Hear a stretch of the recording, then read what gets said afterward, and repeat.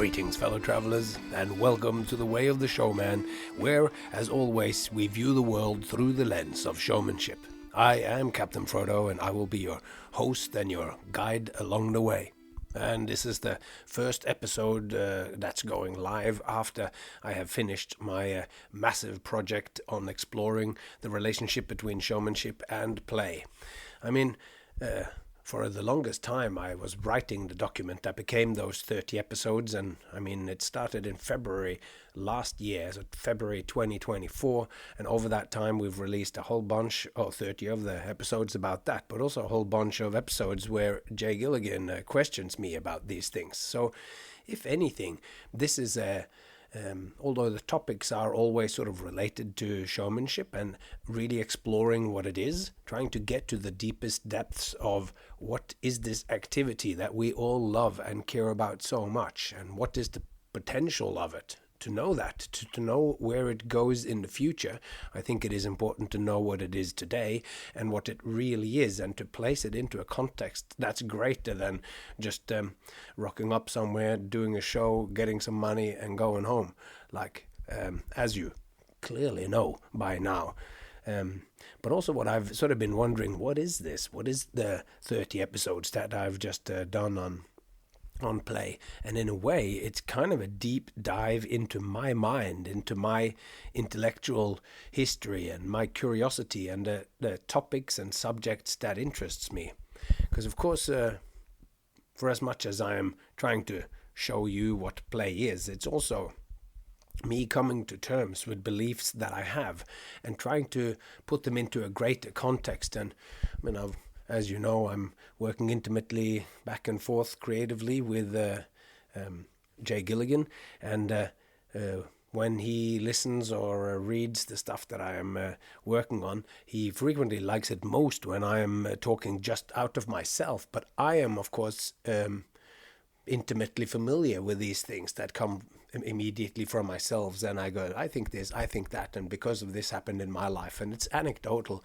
But what I want to show what I have been wanting to show here in these 30 episodes is that it is not just it's not just something that I think up or come up with on a whim. I believe it's part of a tradition of thinking, whether it is Rutger Bregman that talks about the innate hopefulness or decency of humankind, and or whether it is how the deep biological and physiological ways that a human being actually looks, the way that our bodies are built now, how that it contributes to us being playful beings in the world.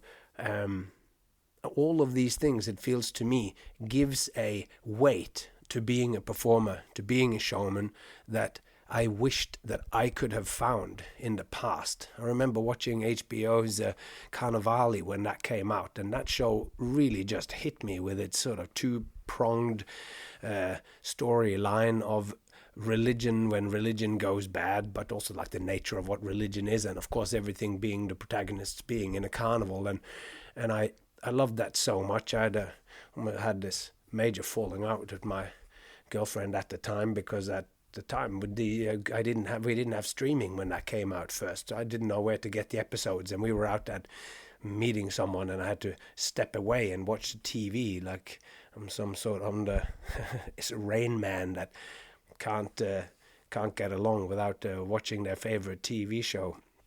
So anyway, I loved that show, and in that show there is a radio program, I think it's called Tales from the Road, and I loved this idea that we could gather along in our caravans and everything and listen to this show where a person you'd hear from people on the road, and you'd hear, but also that there always was this nod to a greater and deeper truth, or there's something spiritual about it, and that they take interest in the matters of the soul, and I always sort of dreamed that this thing would exist. And I guess this podcast in a way is me trying to make something that I wished would have existed for me when I was out there traveling.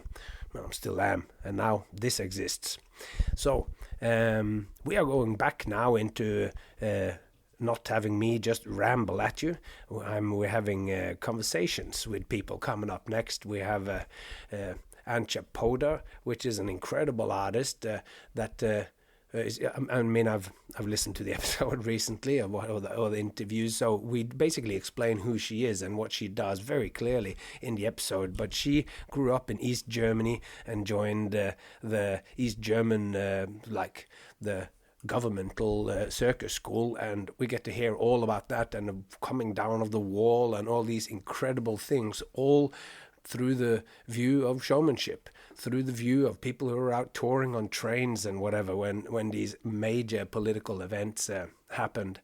So I really hope that you like it. And coming up soon, we will have more episodes exploring folk circus with Jay Gilligan, and we have episodes where I talk to Nick the Fat. Another couple of episodes about where we talk me trying to come to terms in my mind with what it means in magic to read magic tricks in books and use them in your shows and use the ideas and what that means. So a lot of exciting stuff coming up.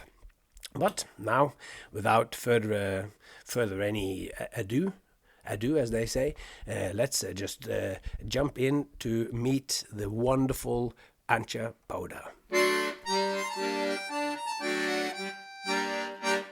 Now when I am sitting here, I don't actually know your name. How do you like to present yourself? Is it like Antje Pode always, or do you use your full name? Or no, normally Antje Pode when I'm an artist, and Antje Mertens when I'm the private person. Yeah, that's like I'm Captain Frodo. And you're the artist? When I'm the artist, and I'm just Frodo when I'm... But I think it is interesting that we have two personalities. Yeah. One is an artist and one is a private person. I think this is kind of common to have a kind of artist name at least in like now I don't fully know about circus that I don't know, but in sideshow and freak shows and this, to have a kind of artist name or a stage name. I think that is in circus as well. Like in circus, in the East German circus, it was more when you are in a group. Yeah. Then the group have a artist name. Of course, you didn't want to call everybody's name from the people. Yeah, that's true. But so we have worked together in London Calling. This is the second time, and we're staying together here. And we always have such great conversations all the time when we go up and back to work. And so I thought it'd be a good opportunity to talk and have a little bit more formal conversation. Mm-hmm. So for those of you who don't know, that Antje does an incredible foot juggling act. You're an antipodist. Yes, I'm an antipodist. Or a foot juggler. It's much easier for the people to know what it is. Yeah.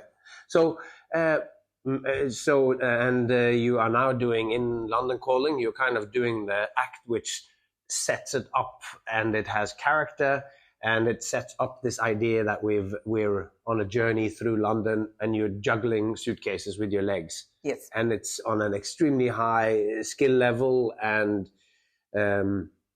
so. Maybe we'll just start a little bit from the beginning, because you grew up in...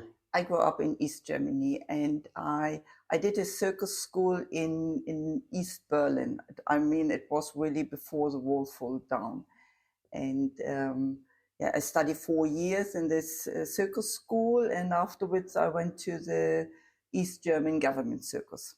It was all the students get a contract for 3 years for the East German government circus. And it was also why we create the act for the German circus. Yeah. The German circus really say, we want to have an act, for example, Antje Pode act in 3 years, and then the school creates this act for the circus.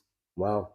So, that's awesome. But how did you in East Germany? How did you?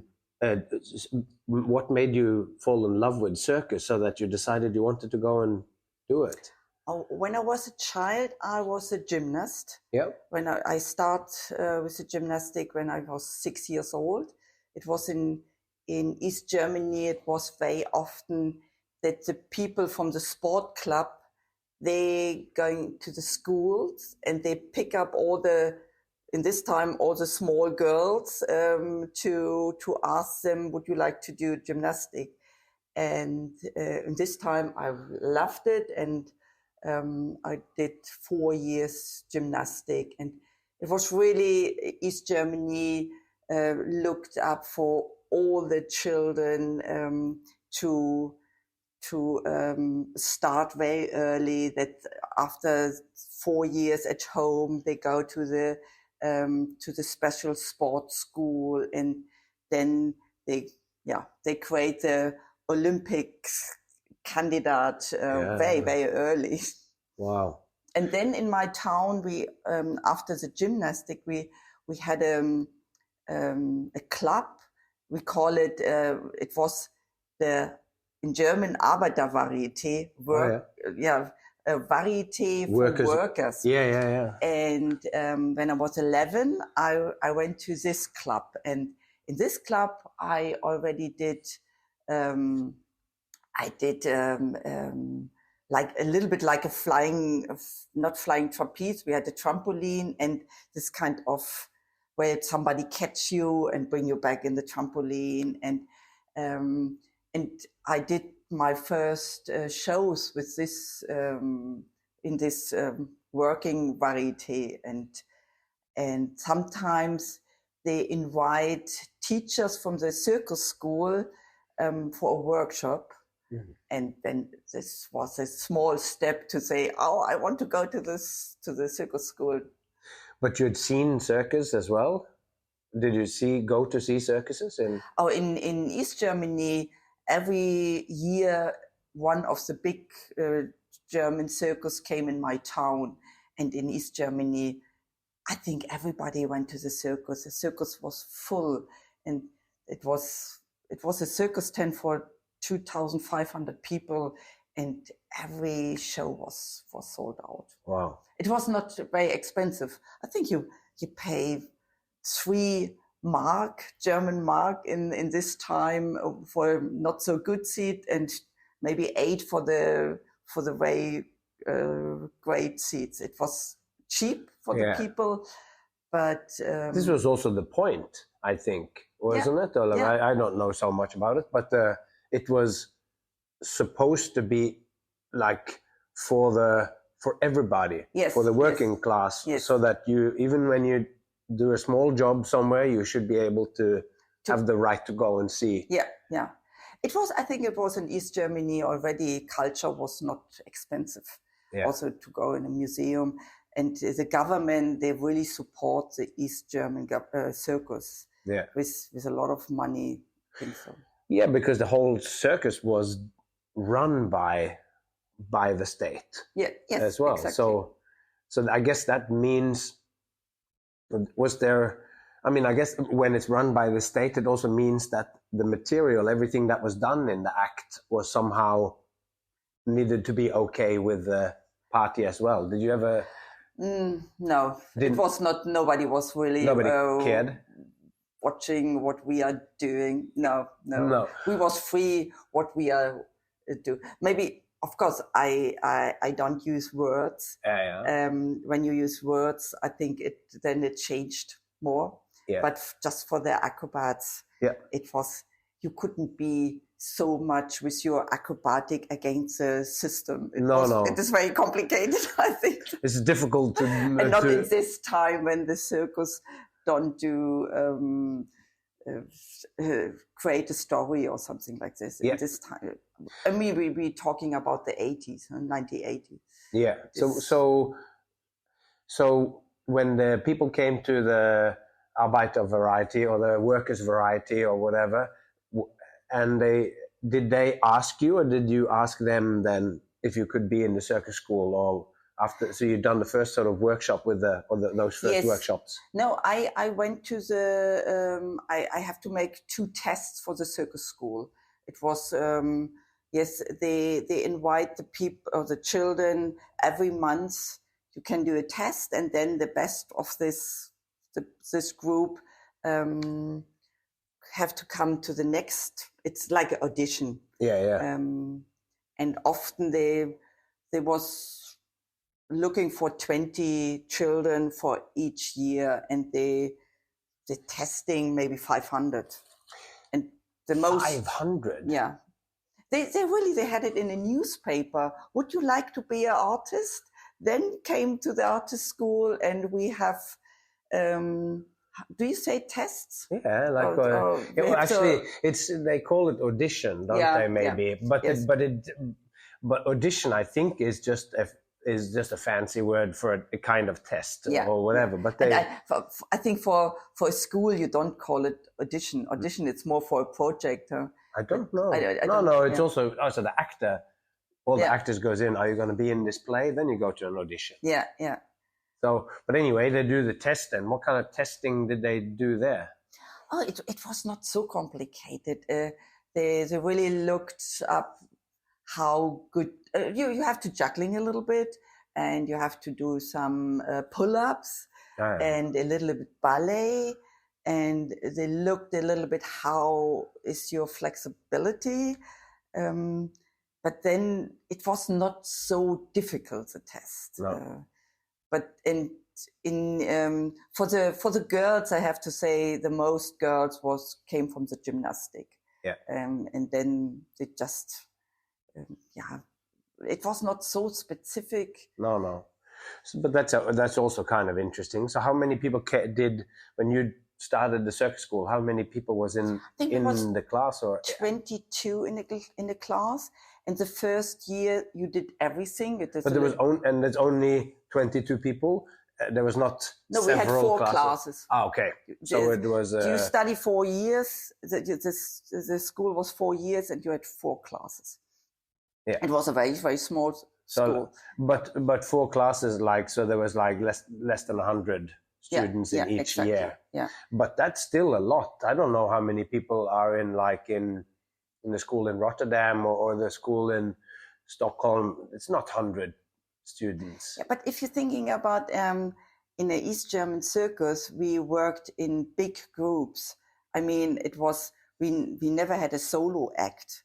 It was more when you have a teeterboard act. It was minimum 5, often 8 people. It's like a troupe. Yeah, it was. When I did the foot juggling, we was 3 people, and we was a very, very small group. It was not very often that you could see a solo act, and not directly from the circus school. Yeah. From circus school, it was just groups came to the circus. But this is also almost like thinking 3 people doing it like a troupe. It's almost like because when you're doing a very big show for 2,500 people too, to just be one person on the center of the stage, almost it can be a little small when you're working on. It's practically an arena size. But look, you also do shows with 5,000 people. Yeah. But when it gets too big, also then you almost need video to see the details. So it makes sense, and this is also maybe where the idea for the American style circus with 3 rings, because then you can, when Ringling Brothers were doing the big shows back in the 20s and 30s, and when you have 10,000 people, the people in the back on the one side can't see what happens on the other one, so they have the idea of the 3 rings. But so how quickly after you joined did you specialize or start doing? Because you said they came and told you that in 3 years we want. Yes, it was after the first year when you do everything a little bit. Yeah.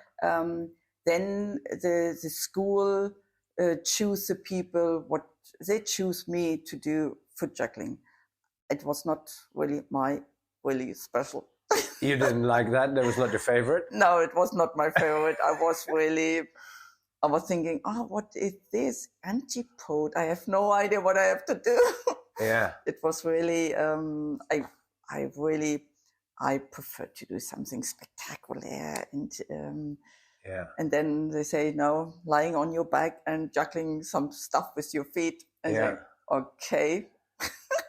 And how did you? Were you disappointed? Did you go?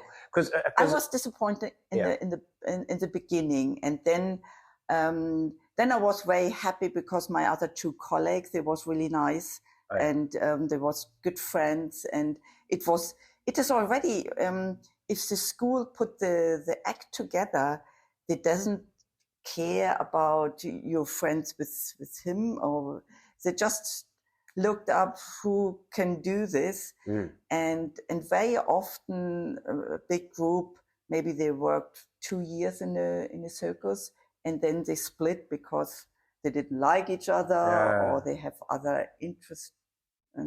But it's an interesting thing too, that it's like you get put together but you get this first contract. So then after the first couple of years, or what did you say, 2 or 3 years with the state circus?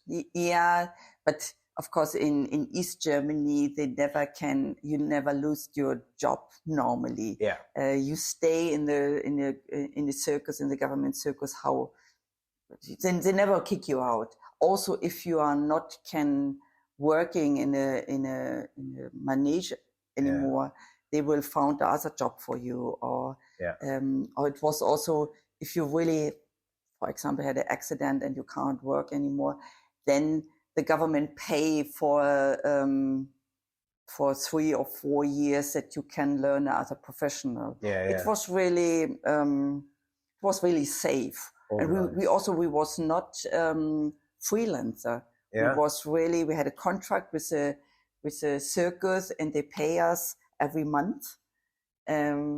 Just to, it's also when we're not working, they pay us. Yeah, it was really interesting.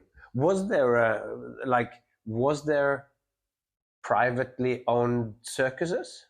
Yes, we had private circus too, also. Family circus.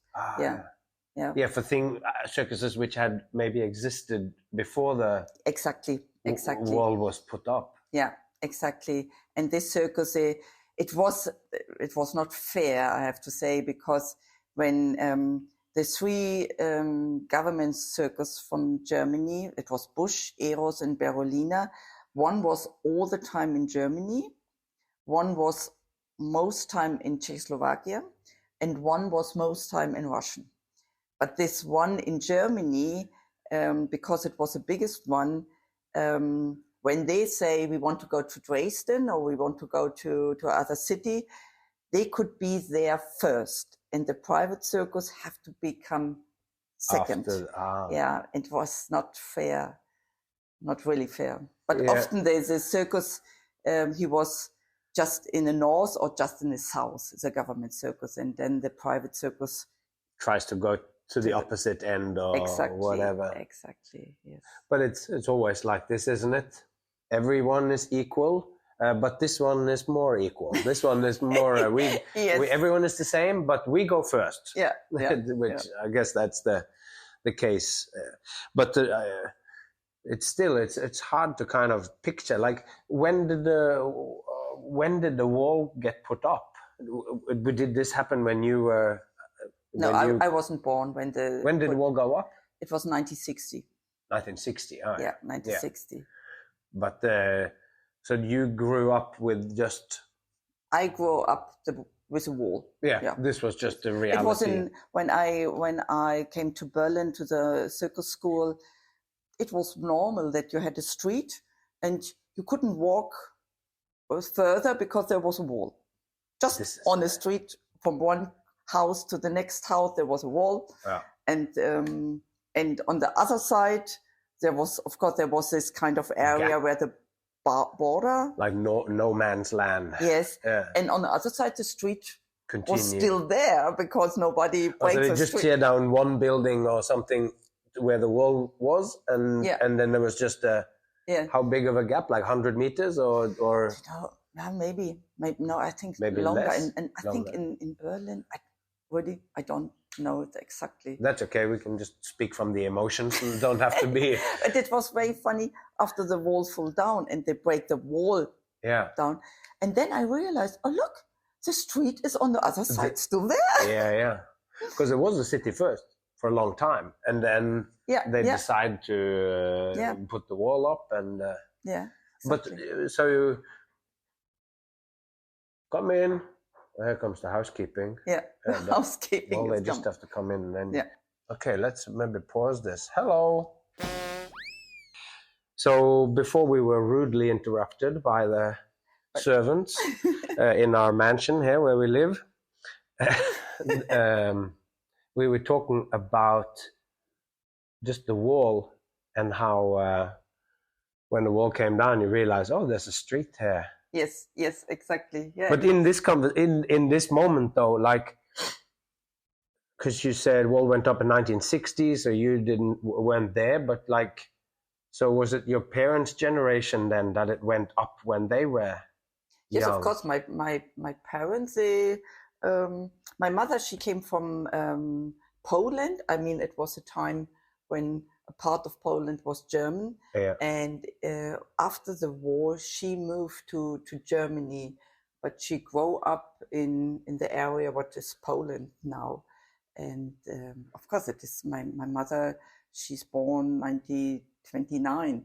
Yeah, she was a part.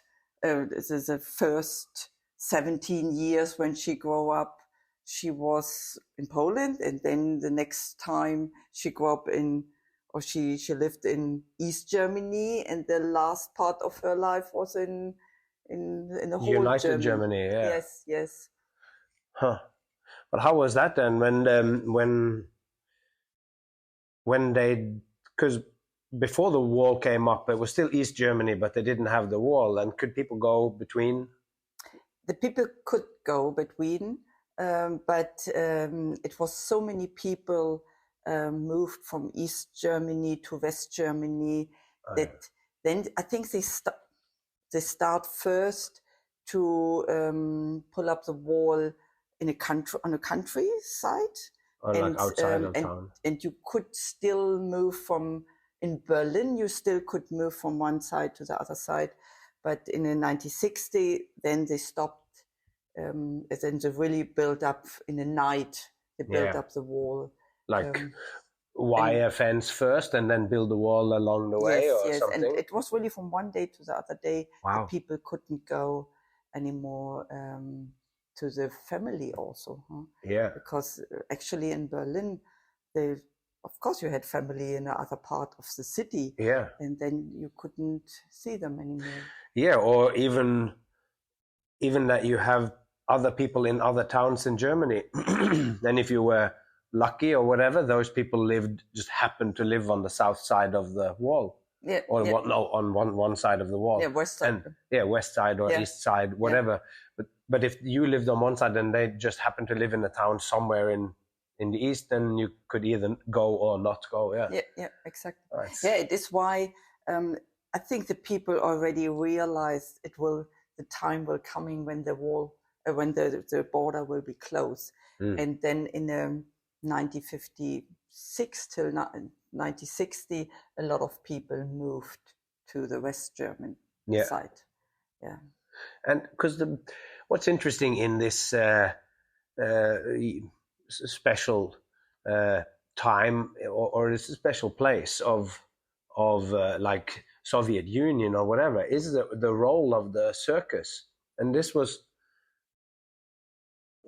already like the role of the circus as a state thing was something that come from Russia, which started. Yes, it come from Russia. Yeah, it's really interesting. In Russian, it was the circus was really one of the biggest art or the most popular art. It was a ballet. It was really the most popular, and then after the ballet came the circus.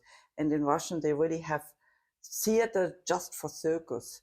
It is really like the buildings. The buildings. It is a theater with a manege, with a circle, and rigging and everything, yes, and room also for the animals. a rehearsal area is also a circle. It's just next to the same size. The same size, and of course, in the 1980 we had a lot of animals also in the circus.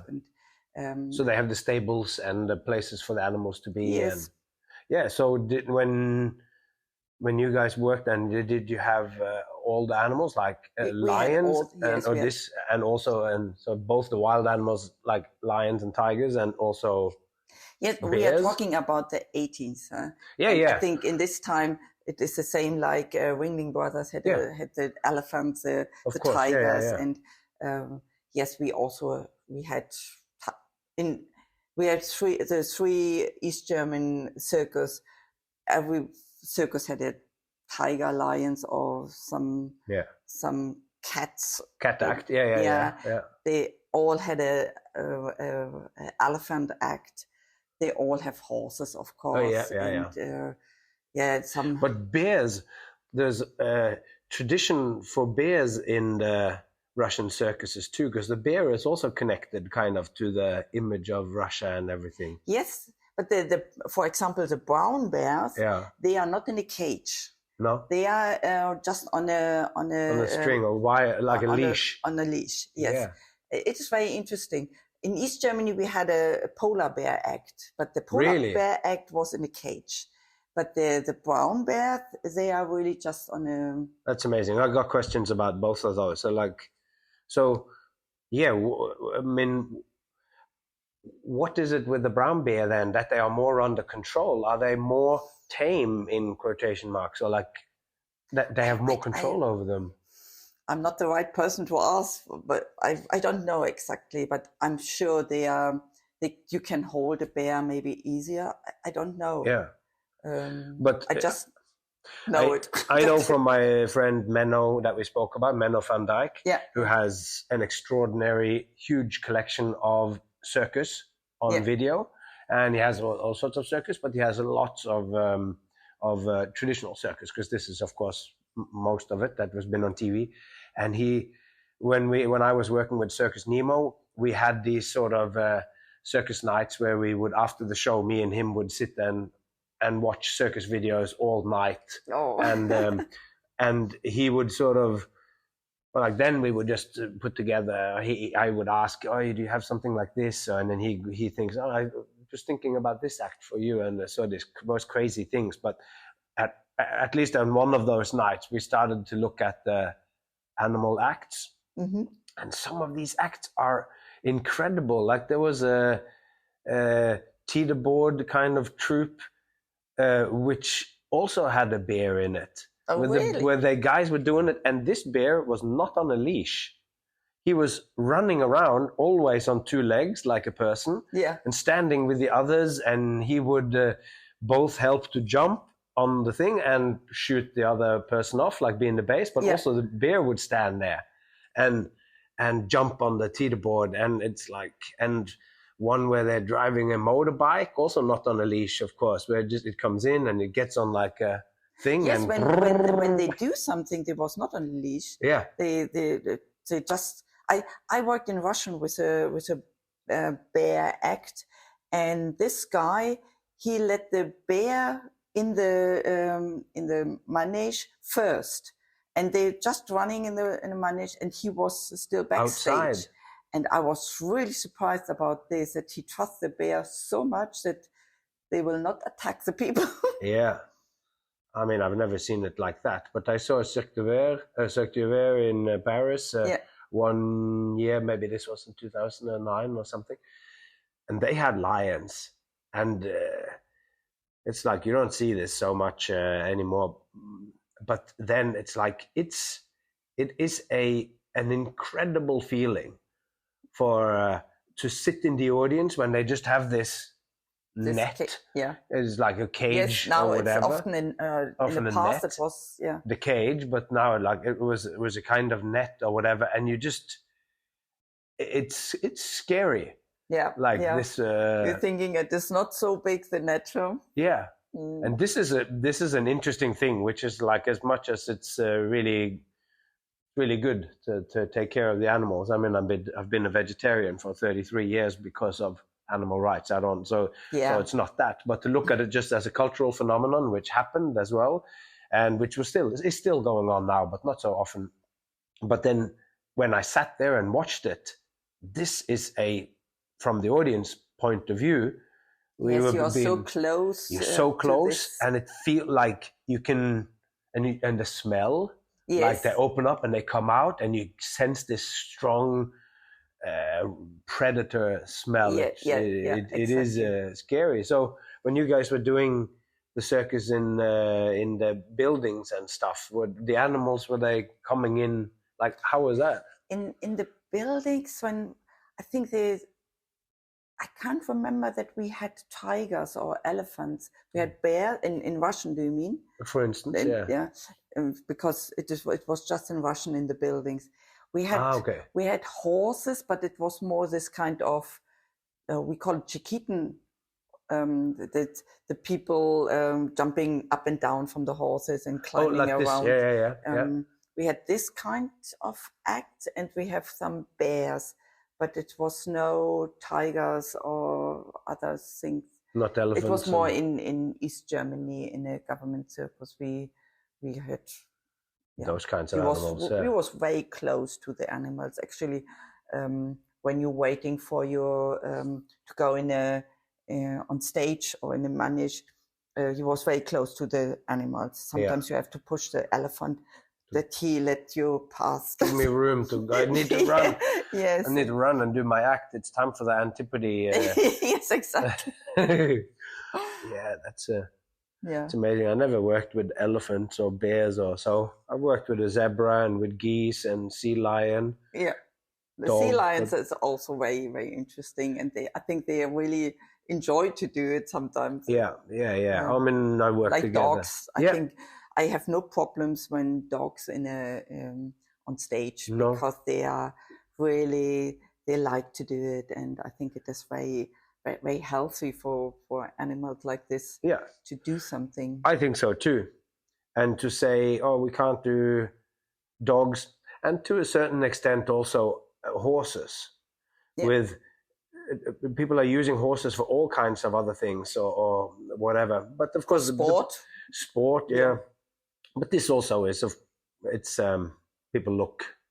This is also not unproblematic. I'm aware that, of course, you're putting the horse in the trailer all the time and drive around. But anyway, with the dogs, it feels to me like they are so closely related to us, and to say that we can't do it because some people don't treat their dog good, but this is the same everywhere. Some dogs have a terrible life, not performing. So I don't think that because you can teach your dog to do amazing things. My wife just was doing an act now with our dog. Oh, really? Yeah. What kind of dog do you have? We have a Pomchi. It's a mix of the Pomeranian and the Chihuahua. Oh, okay. He's a really beautiful small dog, and he can do all sorts of tricks and walk on his legs. And he walked with the pram with another dog puppet or a soft toy inside, and he pushed the thing, and it starts with her. He jumps into the basket, and then we close the lid, and then Miranda comes in, and the music is playing, and she puts the basket down, and then she goes and stands on the side, and then she goes clap clap, and the dog comes out of the basket over and everything. But when we did it, you need to practice a lot for him to know it. And then when we did the show, and all of a sudden there was like 200 kids and adults, and there was so much talking inside and it was so loud, and the dog was very confused and sort of nervous and didn't know. And the weird thing was he did not want to eat the treats at all. Wow. But he did all of the tricks, not at the time that it was supposed to happen. Like, he was very slow, and sometimes he forget and stands and smells the thing or looks at the children or whatever. So I think he needs to do many shows before he learns that forget about this. But it's the most difficult thing if you do because when we were working. Actually, this was because my friend Ingo, who was working with the sea lions, and then his brother his name Patrick, I think, worked with him in Circus Finlandia one time, and he had a dog act. And even him, who has been doing this dog act for so long, he goes in and trains every day in the actual ring. Yes, in the same atmosphere. Same atmosphere, same. So then the only thing that's new is the audience. But for us who always do one show, we're not doing with the family show, me and my wife and my daughter together. This is just one-offs. And then I was thinking, this dog is never gonna learn to be with the audience, because you need to do 100 shows before the dog can relax with this. And it helps if you go in one circus and the manege is the same and this sort of stuff. But yes, you took your venue with you. That is helpful. Yeah, it helps. Yeah. But anyway, so that's all very exciting. You got so then you joined the school, and that's kind of interesting that already then, how old were you then? 17. 17. So then within the next 3 or 4 years, you would be educated as a circus performer, and you go straight into a lifelong job if you want. Yes, exactly. Yes, I did it 6 years till the wall fell down. I worked in the circus, in the German. In the state circus? Yeah, in the state circus. Huh. Yeah. It's amazing. But you just touching on that you said that there was only buildings in Russia. So this was a Russian, and so you played in tents then when you were in Germany? Yes, in Germany we played in tents, and also my first year in Russian, we took the whole state's German circus to Russian. With tent and animals, everything. With tent and animal, they go by train. We fly to Russian, but the circus and the animal, they go by train to Russian. And one time it was really we worked on the river Volga. Yeah. It's really east. It's a little bit just not so far from the Ural, the mountains Ural. And then for the last 3 months, we moved from this area to the Ukraine. And they put the whole circus on 3 trains, and we was on the train. For 3 days we traveling in Russian, really on the train, and we was outside of we slept in this circus caravan, but we was outside. We had like a little terrace where we could sit, and then the whole country passed up. So the caravan was standing on top of a flatbed. Yes. Yeah. And then when you see the old or the traditional circus caravans, you have it's like a piece of wood what you put down and have a little fence around. And, yes. And we had this. And then, we were sitting there, had a tea, and then the whole country passed. That is so romantic. I love that. And sometimes we walked way on the edge of this kind of of the cart or on the edge of the train to the next one, and then we jumped from one. How do you call this? We call it lore. Carriage or something? Yeah, carriage. And we jump from one carriage to the next one because we want to visit somebody else. And it was really, really exciting and very special. It is so long time ago, and I still have these pictures in my head. I've never thought of that. I'm sure this must have happened in America too, on but most of the time I sort of think that people were just sleeping inside the train, in the train carriages, but it's really cool that they put the whole... I think we was talking about this I was talking with Paul de Beck, and he told me, no, they really have trains where they sleep in the train. It is not that you have the caravan on the open carriage, but it was just when we moved, it was 3,000 kilometers what we moved. In 3 days, and it is why we was traveling like this just for 3 days. But it was very special. What a picture as well. Yeah, it was very, very special. Yeah, wow. that's a sight to see. But it's like, did you stay with your two colleagues then? You had a caravan with just three of you, or was it is it like a small door and just the beds, or did you have? No, it was one caravan, and there was a wall in the middle, and you had two entrances. And I stay with my colleague, my woman colleague, in one part of this, and my the guy, he stayed with the other artist and on the other side. Okay, yeah. So you're sort of having a one room that you shared with one person. Yes, and it was not a big room. Yeah. No, those things aren't often. Yeah, but in summer it was fine because the whole life was outside. Yes, you eat outside and you do everything outside. But in the beginning of the season, I mean in April, when it was raining, it was really, it was not a lot of space. And then okay, the summer is coming, and then it changed. And just in the end of the season, October, November, then it was already a little bit too cold. Then you have to be more inside. Yes, but then okay, the season will be finished soon. Yeah.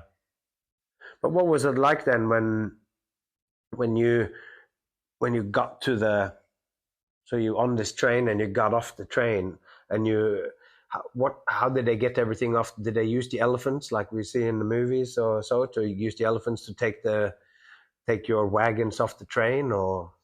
And the elephants also in Germany, they all the time go by train.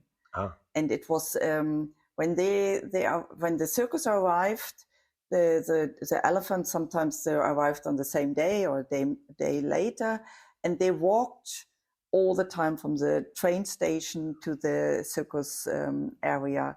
And it was really like the picture what a lot of people have in his mind, the elephant, the biggest in the front, and the other one catch the tail from in the front, and then they walked to the circus place. Wow. And it was a big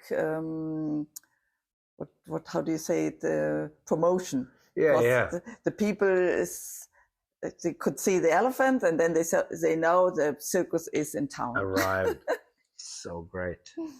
This is so romantic. This is kind of yes, it seems like, but of course it is also. It's not just the glimmer. And, yeah. But I'm very, very happy that I could that it is a part of my life. Yeah.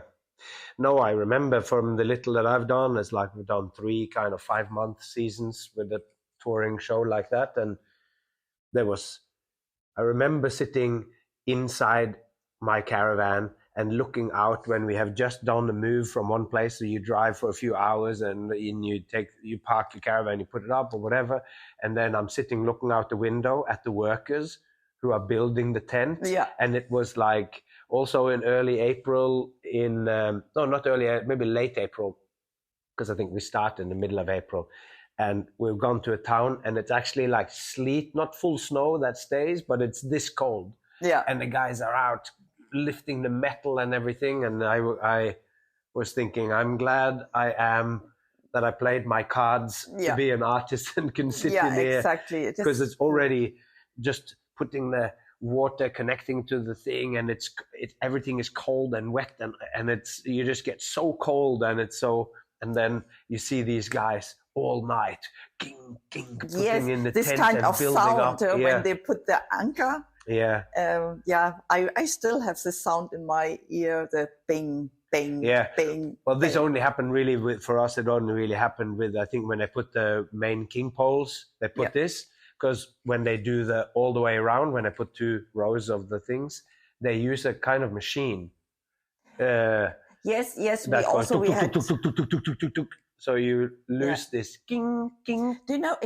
We also had this machine, but often the worker, they prefer to do it with 3 people. With 3 people doing one anchor. Yeah. And they say, "Oh no, we are quicker with this." Yeah.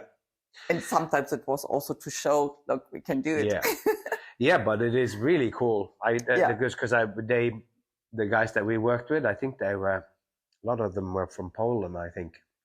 But anyway, it's very cool. It's very impressive. Very impressive. And each one is hitting just after the next. And this is also, to me, like something that's like part of the circus mythology or something of this is how it's done. Yeah, exactly. But of course, I also understand when we finish the show and they immediately start to work. They already working to take down. You go in when you arrive to the circus, and there's a beautiful wooden kind of fence around the whole thing, painted in the black and silver and red, the colors of this show that I was with. But by the time the audience comes out, this is already gone, because they go in for the second half and then they take the tent down. Yes, for the last show. For the last show. And then people are going out, and they already, as people are going this way, they start at the back going like the army ants in the movies. We had a guy with a whistle. Oh yeah. And just when the most people leave, maybe there was 5% from the audience still in the tent, and then you hear the whistle, and then it was like arms came and boom. It's a lot of noises, and but everybody have to wait for the whistle. Yeah, it was really interesting. Yeah, because that's right. Because the workers, they know they have to do this, so they just want to start. Yeah, they want to start. The director or somebody, or the boss of the workers or whatever, have to decide. Okay, we have to wait here. Don't steal. 10 minutes don't matter. Don't do it when the children get scared when you start to pull down the walls. That's amazing. Mm. So when you, because now you're doing this incredible foot juggling act with Suitcases, and you're doing a mix of foot juggling, and you do sort of I don't even know what that is, but when you do many things at the same time, it's like the kind of that I think of Rastelli or someone jugglers like this who got like one hoop on their foot and one bouncing, and then because you do one of the things you do. I have one suitcase on my feet, spinning. One on my foot. One on each foot? No, my bag is on the other one. Yeah. And one suitcase spinning on my finger on the right hand, and 2 apples, and I'm juggling on the left hand. Yeah. Yeah. So it's like right foot spinning your handbag. Sort of, you come out in the beginning, beautiful lady, and you have a little pink sort of handbag. And then spinning this around the leg as you're balancing one case on the left foot, and then spinning the second suitcase around on just one finger, and then juggling with the other one. And then you, in the end, I flip the one which you have on your foot. Yeah. It's so impressive. And every night when we stand there, it's like, by this point, people are going crazy. Like your act is very well structured in the way that it's coming more and more and more and more impressive. And also from that, it's like the reactions from the audience increases very, very well as well. So this is how the act kind of is now, and it's divided into kind of 3 sections or so. And it's a very strong structure. But when you first started out, you didn't start with Suitcases, or was this something which you started with? No, on a circus school, I start with, this kind of like a big cigarette. Like a cylinder. A roll cylinder. Yeah. We start with this, and we have a big ball, and we have a carpet. But this kind of, when I do everything, the different things with hand and foot, we already did it. I already did it when on a circus school. In this time, I had this cylinder on my one feet, and a ring on the other one, and a ball spinning in the right hand, and juggling. And I do this for many, many years, and it is still my highlight. It's this kind of combination tricks, I think they call it. But it's It is a little bit different now because to spinning the suitcase is different. Much difficult. I don't know if it's much more difficult, but it looks much more precarious. Like the ball you is... still have to do it when you're spinning a ball. When it is on a finger, then it is not so. You don't have to do something. Just a little bit. You can hold that hand still. Yes, and also the handbag. It's different to a ring. A ring is going much easier than a handbag. What have a different weight, and you really have to work more on it. That it's still, and also. It's different when you have a suitcase or you have this kind of cylinder, because the suitcase have a third dimension. The cylinder have just two. If you're thinking about, you don't have to. There's no front and back. It's just up and down. Yeah, exactly. And left and it's not. It can turning, and that doesn't matter. But the suitcase, when it turned, it is a completely different balance. Yeah, different balance, and also like a different image. And it also means here now that when you are spinning, or also when you at times have two suitcases up, then if they're a little bit on the side, they're sort of leaning against each other. So you have to be more precise. Yes. But I guess that's also why your act is so unique, and so people like it so much, because even though they don't know these things or can put word to it, you can tell that it's, you get the suitcase up, and then you do two small kicks of correction to get it in the perfect space. They understand that the orientation also is an element of skill or something. I think that it's also that everybody knows a suitcase. Everybody use suitcases, and of course they're not juggling the suitcase on the feet, but they know it, and it is some object what is not just a cylinder or something. Yeah, and this is of course at the heart of what I do with mind things as well. Yeah, exactly. Everyone has been with a suitcase even when you have it on wheels, and you're going to the airport and you try to go somewhere and it gets caught at the airport, and it gets caught in the legs with the strings across it when you're in the queue or something, and how awkward it gets, or like, so you have some idea of how heavy they are, and you try to get it up over the thing, and when you sit down in the seats. So people have a relationship to this thing, and already then they have a relationship towards a suitcase, that nobody goes around and going, oh, I'm so excited, I'm going to go on a trip, so I get to move this suitcase around. It's always a negative thing connected to having your, because it's like, oh, it's too heavy, oh, it's too difficult, oh, it's like it's in the way, or which anyway makes me remember that they only started to put wheels on suitcases like in the 80s or something. Yes, it is not so long time ago. And then when they started in the beginning, they were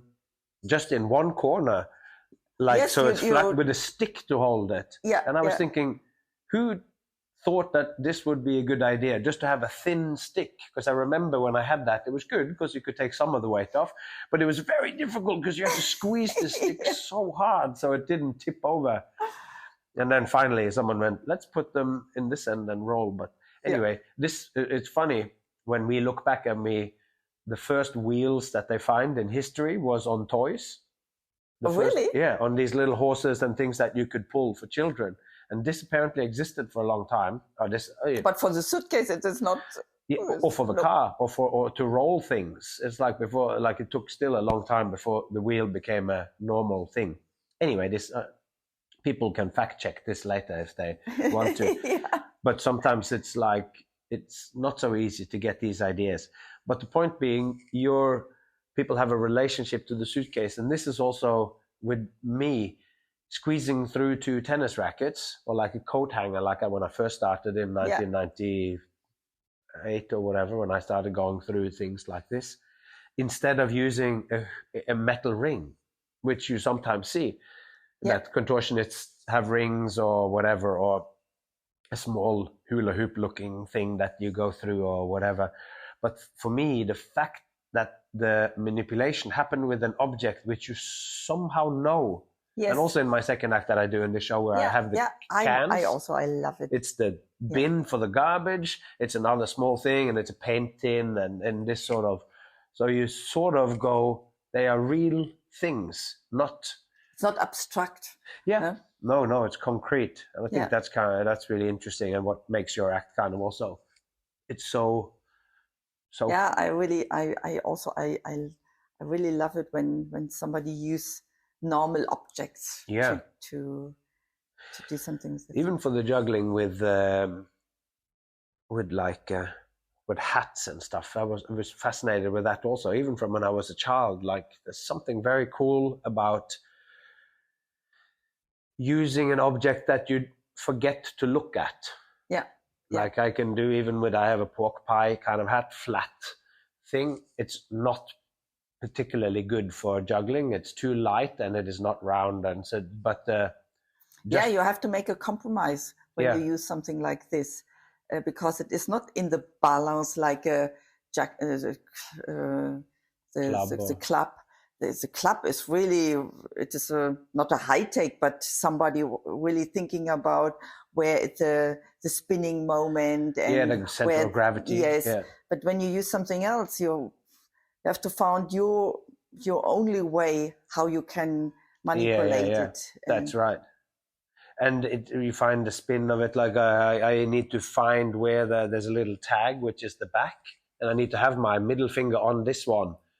Because then I know it's not correct, but I know that it spins kind of this way. So I put a little bit more pressure towards the left because it has a tendency to go towards the right. So if I want it to go on my head, I need to feel this mark inside. And then that tells me push a little bit more on my ring finger and my little finger so it's on the finger. So it goes the opposite way.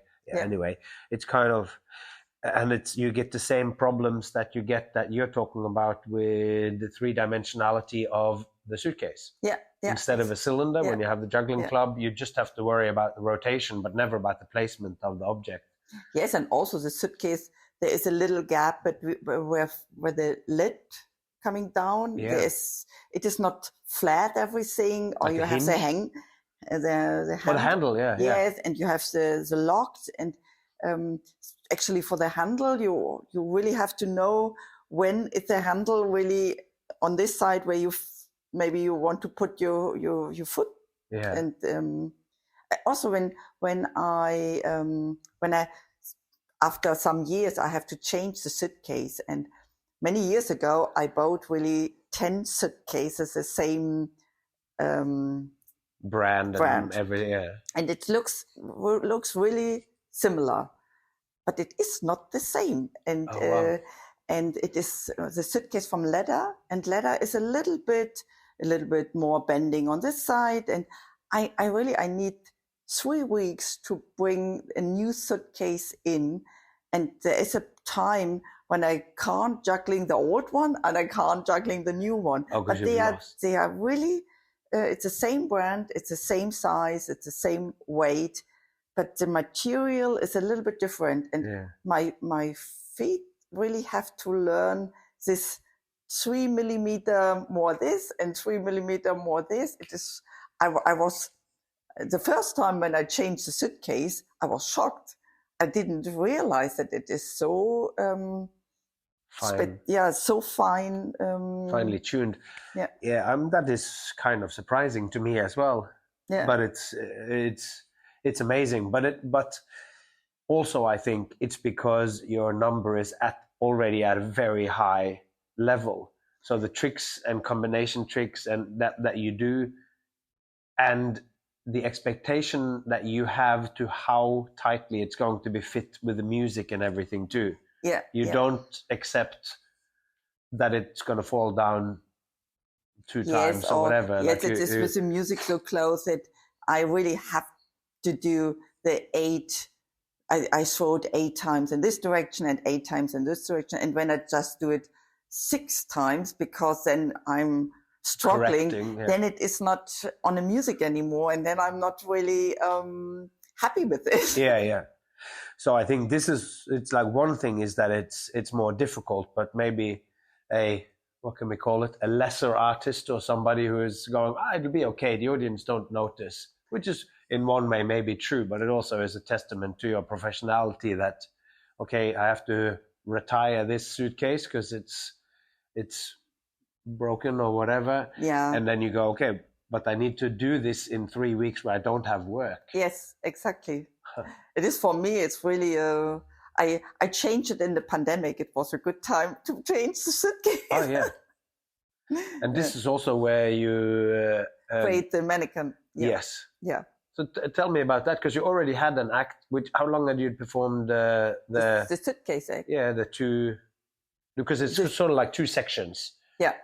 And were the two of them were always part of your act? Always. It's like 3 minutes or something, 2 or 3 minutes. The first section, something. No, the first was one suitcase. It is 2.5 minutes, and then there was the two suitcases and the handbag. It is maybe also 2 or 3 minutes, and yeah, it was for a long time. It was my act, and How long? I think it was nearly. I started 1995 or 6. I mean, after the wall fell down, then I rehearsed it, and in 1995 I did the first version from this act. Of course, the handbag came later, and or when I showed the ball in the handbag, it changed a little bit, but the ground construction was in this time that I'm juggling. So 30 years now. Yes. And the mannequin came just in the pandemic. I had the idea a little bit before, and I already I think in the 60s, there was a guy, he had smaller puppets, also a foot juggler, and he used smaller puppets.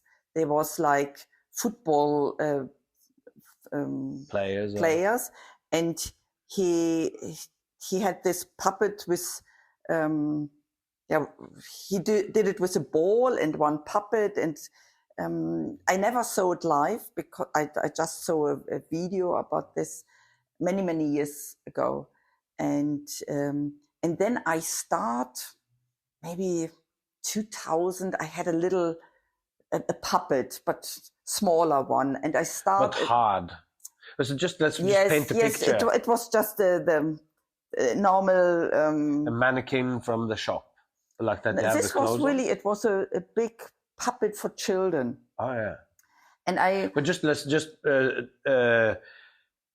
in your act you have a mannequin. It's a man, and his name is Oscar. Yeah. And at the moment he's wearing a sort of 3-piece suit, but he doesn't have the jacket on, and he's got hands that are made out of fabric, kind of, so the hands are movable, but his whole body and his feet, and he's got shoes on, and he's at the moment wearing hat and glasses. Yes. With a necktie and waistcoat, and he looks very stylish.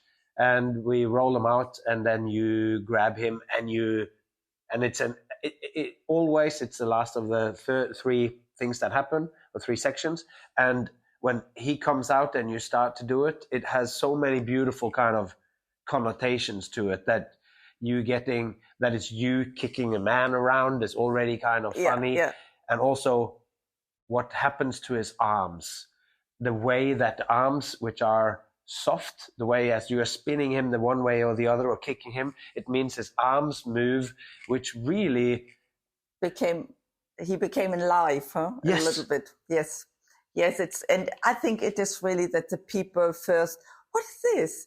And then when he is lying on my feet, it's different. And when he stay on my feet, I think it is much more the illusion that he became alive. Huh? Yeah, that's that's true. When he's lying on you, it's like almost like when you watch a carrion. It's like they're lying sideways, and then it's an object of manipulation. But when you kick him up and he's standing with his feet on your feet, and he is facing the audience, and you move him slightly to the left and the right, and his arms are just moving a little bit, you really get this sense of puppetry. Yes. Like you already have accepted, given him a little bit of a soul, because he looks like he's doing things with his hands. Yes. And then when he turns up, like he's looking, you really sort of, with a small manipulation. Yeah, it is. It's really funny. It is great. But so yes, I just thought we'd paint a picture because when but I know I had this idea with a smaller puppet before, and then in the pandemic, I remember this, and I was thinking, okay, and I have to say I saw one video with a puppet, with a bigger puppet already, and this puppet already uses this little movement in the arm. arms. Oh. I don't know exactly. It was maybe in the 50 or that somebody already did something like this. Well, but it was surprised that nobody bring it back. Yeah, it's I sit on the cans on top of each other. And this was the only sort of thing that I've created that I didn't really have any reference to for the stack, where I put things on top of each other. Yes. But I had seen part of the idea that I'd gotten came from a picture that I saw with Ripley's Believe It or Not, in a picture just of a man who could sit on a sort of whiskey glass upside down in this position. Yeah. So he's like having his hands on the ground or whatever. And I also a picture from a book called Light on Yoga, where there was a guy who sits like this with the legs behind his head and is balancing on his bum in the sort of prayer with his hands position. And it's got some Indian name for what this.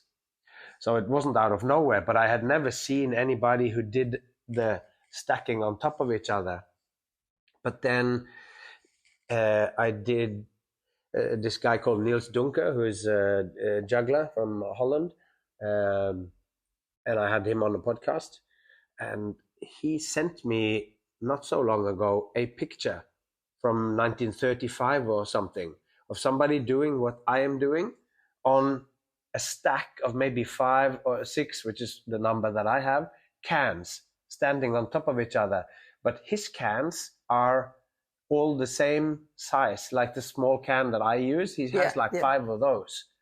And I didn't talk to him about this, but when I then spoke to him about it, you sent me this thing, and I'm going, but this I think is a promotion shot that it's been taken. This is my imagination, because there is no way that he can get up there without there being equipment which is now not in the picture. Because it's too high. He can't jump up onto this thing. Or you need a ladder, and then somebody have to take the ladder away. Or that he comes in and that he holds on to something. Because how he gets his legs up or whatever. This, I just don't... You need to have your feet, or you need something. Or maybe it is possible to put them up, but to hold on to this thing when you sit on the top and to get into this position, just from an act that I've performed thousands of times, I hope that it happened and that I am wrong and that it's possible to get to this state. But for me, the way that how precise you need to be where you sit for this balance to work is a very small area on your bum for you to be able to do the balance. And that he could jump up, however, how that would be, like 30, 40 centimeters, that he could jump up, get on this position, and then lift the legs up, which actually, and that it doesn't fall down when it's just thin, just makes me think he didn't do this act like this. And maybe he would have a little, because you could have a little platform that you rolled up that maybe had a gap, and these could go in, and then you could sit up, and then you would have a handle that you hold on to, similar to my cans. But if this was the way he did it, then this is a worse act than mine. So I have to say, in the past, it is much more often that people use some help to come in the position. If you just thinking about the roller bowler, when they go on top of the roller bowler, often they have a little platform behind, and then they have an assistant take it away. And it is so often that people use something and then they take this. So that's true. And I say that I don't think he performed this. Then maybe that's just what it is that he has a kind of platform or so. Or maybe it was a promotion. But it's true that it could just be that he had it was actually a two-person act, like it sometimes is. It's like the wife or whatever, or the assistant. Yeah. So it because it's not that it would be impossible, but as it's shown in the picture, as a professional doing this kind of thing, I go, I don't think. And this you never happened. know. Maybe there was a stick in the middle. This is also true. It's but even then, I go, I don't know how you would get up there. I mean, but because it is possible to get up, and I have done it on just on a stick, like on a pole that was standing. It was there's a video of me online getting on top of it's on the beach, like a beach volleyball thing with a wooden thing that it hangs on, and I climbed up to the top and I sit there and I go. Oh really? And but then I had to hold around the top of the pole to like beneath me or whatever. So it was cumbersome or difficult. So it is possible. So, but his thing is so thin that I'm going like, I don't know how you would jump up that high backwards, getting your bum onto it. But if it's a comedy, you have really no space to hold. No, only underneath you, and this is a bad position to stabilize yourself with. Because mine is a smaller can, and I can just reach. So this is kind of interesting when I'm doing the balance, is that I sit on a can of beans or whatever, and then I have a small paint tin, which is maybe 5 liters or something. And it has a metal handle. And when this can is upside down, so the bottom is up, then my finger can just grab, so I can hold it in the first thing, the metal handle, which means if I fall backwards, I can hold on this one. But if I fall forward, or not fall, but when I'm correcting the balance, I use only my thumb.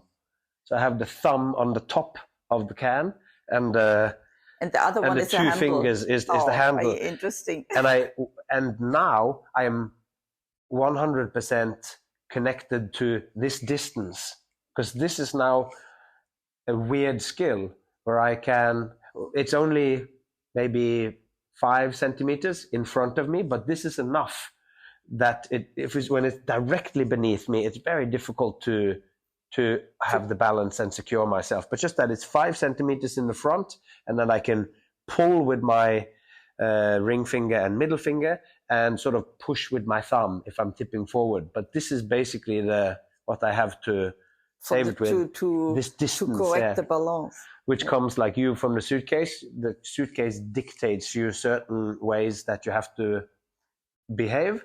And to me, it was this can that just, when I was trying to find out what I could use, and you found this one, and you go, oh, this works very good because I can do this. But then, of course, you become completely addicted, or you need avhengig, what is it called? I need this particular can now. So now when I bought a bunch of them, and now, of course, they slowly over time get a little bit bumpy and a little bit gunked, and then you have to get the new one or so. But I think I have enough. But anyway, enough about those things. So that's all very exciting about. So just to finish up this, talking about circus in the communist era. So then in when was it that the wall came down? In 1989, November 1989, yes. Yeah, 89. So how was that? Where were you when it happened? I was in Russia when it happened. I was not in Germany. I had a contract in Russian, and it started March 1989, when nothing happened in Germany. It was really, nobody could see this future coming. And I came back 3 weeks after the walls fell down. It was really, I saw some pictures, and I was in Moldavian in this time, and we could listen to the German radio, but it was really, I think also the people in Germany couldn't see what's happened. But when you are so far away from your country, it was, for me, it was, I couldn't believe what's happened in Germany. And also in this time, you didn't have a phone with you all the time. When I want to ring up my parents, I have to go to the office. to the post office in Russian, and sometimes you was waiting there for 2 hours, just that you can have a 20 minutes call with your parents at home. And it was really now it is really a time, or when I'm looking back, it is really for me this year. I'm very, very sad that I missed this time in Germany. Actually, the last half year before the wall calmed down, because I think it was a very special time in East Germany. All the people on the Monday, they came on the street walking with a candle and just gives this very, very quiet protest that they want to change something, and it must be amazing. But I missed it. You have to ask somebody else. How was it? Yeah, but it's still, you still went, like it still happened for you. So you were there. And what was the first rumors? Do you remember that? Because I imagine that people would go, "Did you hear this is happening?" Or like. For me, it was really. We had a little party in the after the show, and in this time I worked in the circus buildings in Moldavian, in Chisinau, and I think that there was some 3 girls from Hungary, and it was the last show for these 3 girls, and we did a little party to say goodbye, and then we came back in our room. And I switched on the radio, and then they say, the wall is open. And I said, what it means the wall is open? The border is open. I say, my colleague Sabine, I say, Sabine, they're talking about the border from Germany is open. What do you think? What do you mean? I had no idea. And then there came the first interviews live from the Berlin border.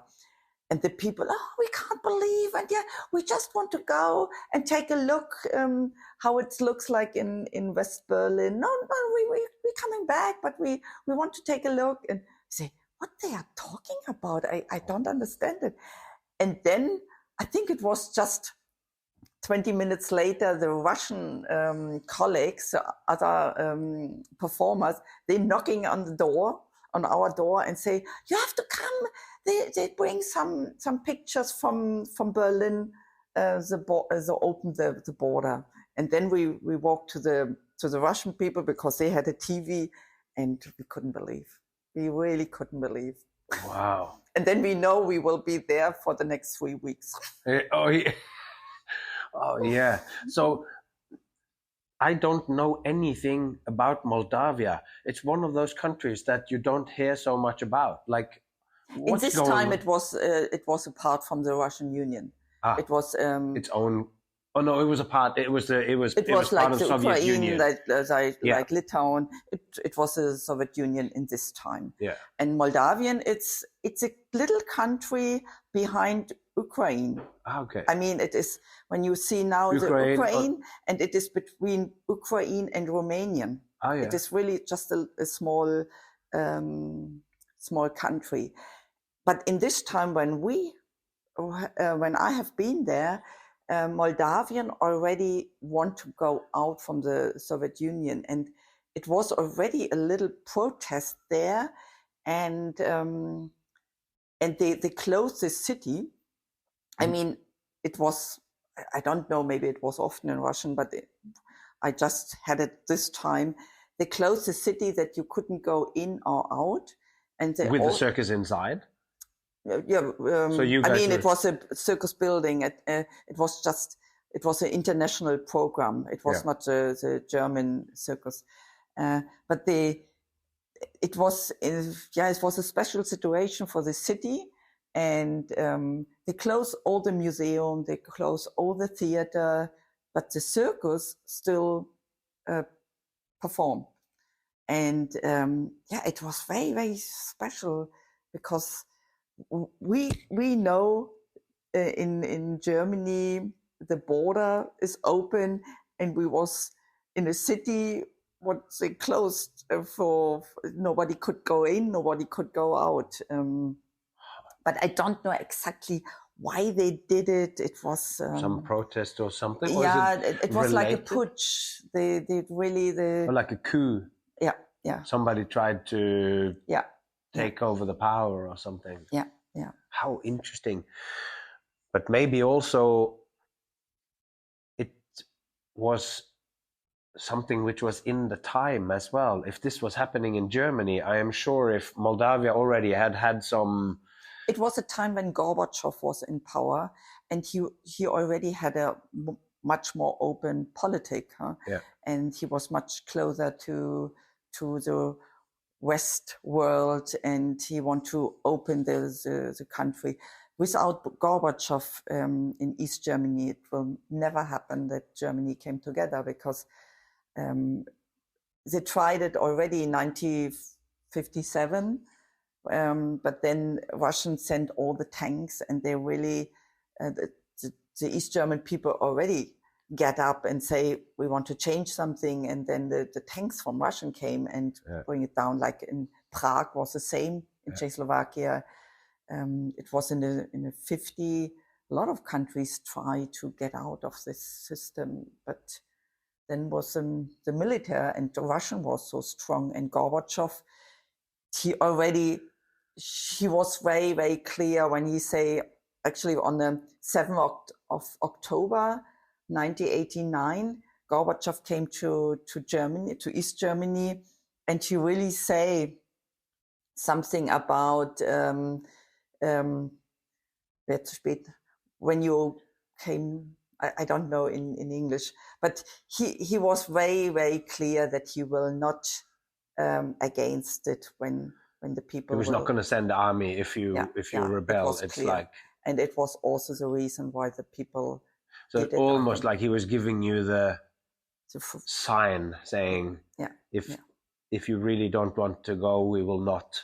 Because previously you could get killed, or you go to the, I don't know, KGB, or I don't know what. I was not in Germany when it's happened, but I know actually in October there was in Leipzig was a big demonstration, and they had a lot of police, a lot of army in this city, and it was very, very close that they want to shoot the people. Yeah. And but I just heard it. But they say the army say we will not shoot their own people. Yeah. And then this is this is an act of rebellion, or I guess it's also for the soldiers. It's kind of, I don't know, is it treason or something? If when the soldiers actually goes, no, this is it. We do not shoot our own people. We're supposed to protect our people from the enemy, and our people is not the enemy. Yeah. But it's difficult because you go to prison, or you can be executed, I think, for treason or those things. Exactly. So it's, yeah.